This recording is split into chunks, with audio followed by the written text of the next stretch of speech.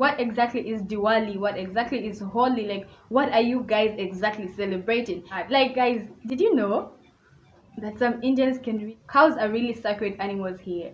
Like when you go to India, don't drink water. So if you're somebody that has been planning to travel to India and you like have no idea about what things you are not supposed to do in this country, I guess this is a video that you would want to sit down for and watch, because I'm going to be talking about the things we are not supposed to do in India. Well, not so many things, but I feel the relevant things, you know, because I think there's quite a list of things that we are not supposed to do in India. But let's get into the video, guys.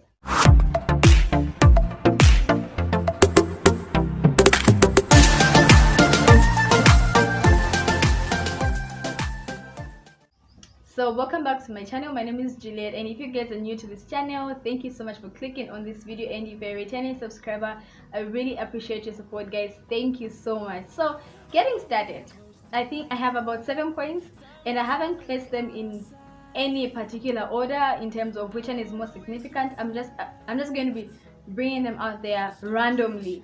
First point, guys, like being raised in an African home, guys, like I know how we're supposed to dress, I know how things are done there, and like for us, putting on something that's somewhat revealing, it's okay. It's not like a big deal.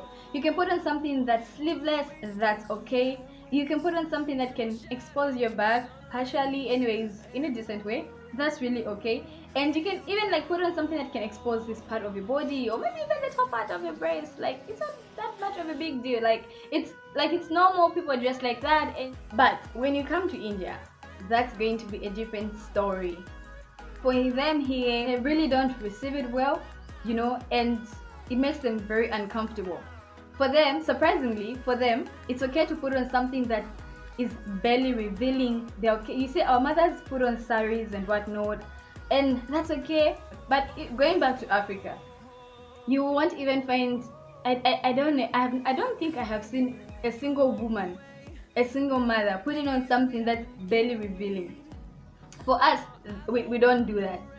But then coming here, that's okay. So it's kind of swapped, and that was like a little difficult for me in the beginning, you know, because see, I have been in India for like almost 4 years, so at least I'm talking about these things while I have a little bit of experience here and there. So if you are thinking of coming to India, you really need to be a little bit considerate about how you dress, like where exactly, like what's the occasion, where's the place you're going to go to. Like if you're going to a public place, you'd rather not be in very revealing clothes, because it just makes them uncomfortable. And you know, already being a foreigner, you could be from the States or wherever, it just drags a certain kind of attention.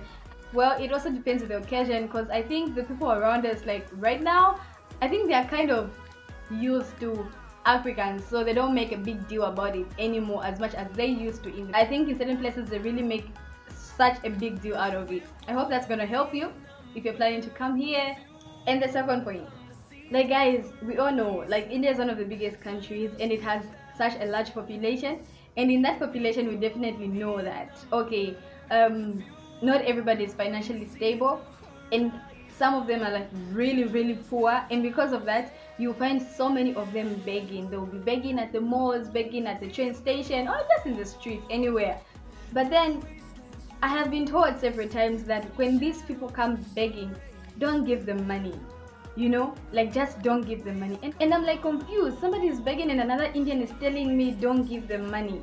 I'm like, oh, okay. And then, you know, I was told that other people, it's like an underground kind of a thing where it's a chain of beggars. These other beggars are that side and that side, and they don't utilize your money for something that can really be good. If they beg, better buy them food. And if they don't want food, then just walk away. Moving on to the third point. Like, I don't know, whichever country you might be coming from, like, I think most countries, beef is not such a big deal. Like, you can eat beef anytime and nobody's going to arrest you for eating beef. But surprisingly, in India, in other states, consumption of beef is banned. Like, it's completely banned. It's like it's illegal for you to eat beef. And if you are not a vegetarian, then you come here with expectations of beef. Trust me, your expectations are not going to be met. If you're non-veg, I think your main thing is going to be chicken, fish, eggs, and whatnot. But beef is not going to be a daily thing, or I don't know if it actually will be a thing at all until you live in India. It depends on the state that you're living in. Anyway, yes. Fourth point, which is actually connecting to the third point, guys. Like in India, unlike home or maybe other countries, cows are really sacred animals here.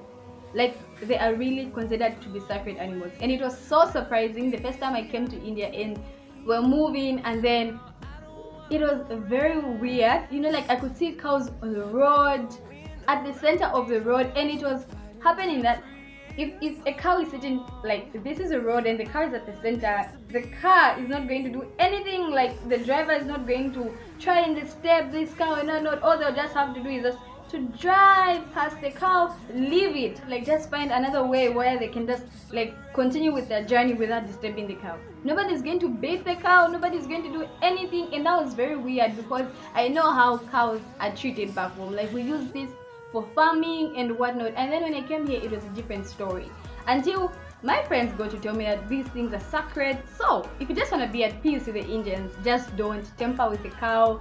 Respect the cows just like the Indians do. I'm not saying you need to consider the cow as a sacred animal as well. It shouldn't be so, but just respect what they respect so that you can just live in peace, because besides this is their country, remember? But if you want to be in bad terms with them, just try and do something bad to the cows, like you really know because it might really just get you into big problems. So to avoid problems, just don't tamper with the cow, just leave it there, and that's just how much respect they have for it. So before I even get to this point, guys, let me just say this. You know, I was watching a similar video, and then this guy was like, when you go to India, don't drink water. When you go to India, don't drink water. I was like, but then what are we going to be drinking? But then at the end of the day, I got what he was trying to say. It's like he was trying to say when you go to India, don't drink tap water. Okay, maybe that I can partially agree, but it's a but. It also depends with your immune system, guys. Like I know we've been warned several times, don't drink tap water and whatnot, but it depends with your immune system, guys. It depends with how much your stomach can handle.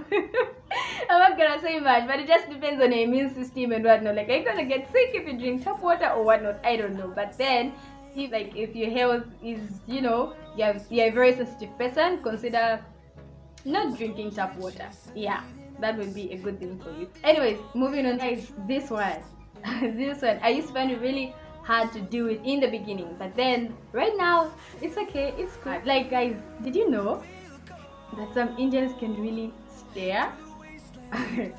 Like these guys can really stare at you to the point where you even begin to feel so uncomfortable. Like they can really stare at a person, and it doesn't matter even if you look back at them while they're staring at you, they won't stop.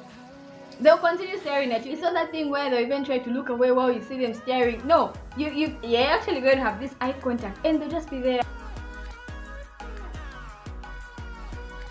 It used to be so annoying, and it used to be very uncomfortable. It's just not that feeling of somebody staring at you and you don't know why they're staring at you. But then some of them would even come to ask, no, is this your hair real? Can I take a photo with you? Is this your skin color? And whatnot. Where are you from? You know, those questions. So it's like their curiosity was driving them to do all that staring. And slowly we started understanding them. Some of them would even take photos with us without our permission. Like you just see somebody is behind taking a video, somebody is this side taking selfies. But at the end of the day, just like, okay, it's okay. So when you come here and you see them staring, just don't overreact. Don't make a big deal out of it. Okay? Yeah. So moving on to the next point, guys. This one, public display of affection, guys. This one really bothers them. It's like, it really makes them so uncomfortable, and the reception of it is not so good, trust me. Like they will just look at you as something else. Like I don't know what they think goes on in the minds of other people when they do that. You can't go in public hugging a guy. Okay, you know, sometimes even if this is just like your friend, you're there hugging or just laughing and that kind of a thing. Or yeah, the worst is even if you even dare to kiss in public. That one, it's like, I don't know how they feel about it, but the reception is not good. They hate it. So if you just want to show affection to somebody that you love, whatever, whether this person is just your friend but you guys are like good friends and whatnot, all that kind of affection, love and whatnot, just show it to them in private. next point, like I think every country has got its own problems, like its own problems and everything. So if you happen to just want to say something bad about this country, just make sure you don't say that bad thing in front of the Indians. Like, it's just the same thing. If people want to say bad about the country, they shouldn't say it in front of your face. Of course, I know there are certain things that are bad about my country, but it just, the feeling hits different, guys. If it's someone else from another country talking about your country, saying no, this country is bad at this, bad at this, bad at that. If somebody wants to talk about it, let them talk about it without me hearing it. You get it. Besides, this is their country. They know that these things are bad about my country. Perhaps others even hate it, that it happens that way. So you trying to like talk about it in that kind of a way, it's like you're trying to rub it on their face, because it's just going to be bringing problems between you people. And then and these are people that can actually teach you so many things about that very country. So how then will you learn if the people who can teach you, like you're not in good terms with them? So just avoid all that. And last but not the least, guys, like we all know India is one big country, different religions, different faiths and whatnot. Like, so when you come here, you've got your own religion. The moment you get here, you begin to understand that these people do things differently. Your religion is something different, something probably that they don't even know about, and this is a religion that you had no idea about. You begin to see things that will seem awkward to you, and because things are awkward to you doesn't mean they're awkward to them. And for that reason, it doesn't give you any reason to criticize their faith. You see, the same way that you don't know about the religion, they also don't know about your religion. Because you see, I have some friends who have actually come to me, asked me about Jesus, they would ask me about the cross, they would actually ask me about what exactly this holiday is celebrated for, why are we celebrating this holiday and whatnot. And I would actually explain to them why Christians celebrate this holiday. And I would actually do the same. I would ask my friends, what exactly is Diwali? What exactly is Holi? Like, what are you guys exactly celebrating? And they would bring it out there, they would explain to me. But never a single day was there a moment where they stood up to criticize my faith in God or the cross or Jesus or anything. It might not really make sense to them, but it really makes sense to me. You get it? So that's the same thing with them. Certain things, how they worship or how they do it, it doesn't really make sense to me, but it just doesn't give me the right to criticize them. So if you really just want to be good with these people, enjoying your stay in India and whatnot, and just like broaden your mind, learn about culture differences, the regional differences, just learn about all those things, and I'm sure you're really going to come out of this place, full of knowledge and whatnot. So yeah, I'm hoping these few points really are going to help you guys to get to know about the things that you're not supposed to do in India.